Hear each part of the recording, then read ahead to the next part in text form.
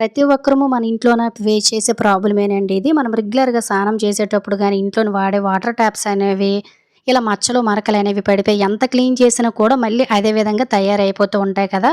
ఎన్ని సంవత్సరాలు బట్టి జిడ్డు, మురుకు, తుప్పు ఇదంతా పట్టేసినవన్నీ ఈజీగా చిటికలోనే క్లీన్ చేసేయొచ్చు.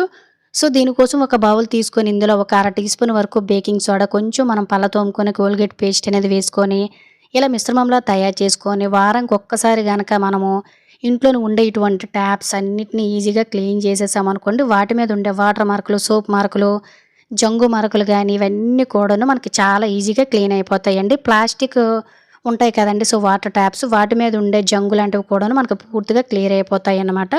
జస్ట్ ఇలా క్లీన్ చేసుకొని 2, 3 సార్లు ఒకసారి చేత్తోటి నీట్‌గా క్లీన్ చేసేసామంటే, వీటి మీద ఉండే మచ్చలు, మరకలనేవి మళ్ళీ మనకి రిపీట్ అవ్వకుండా ఎన్ని రోజులైనా అదే విధంగా రిపేర్ రాకుండా కూడా ఉంటాయి. యూజ్ అవుతుందంటే ట్రై చేయండి. Thank you for watching. Bye.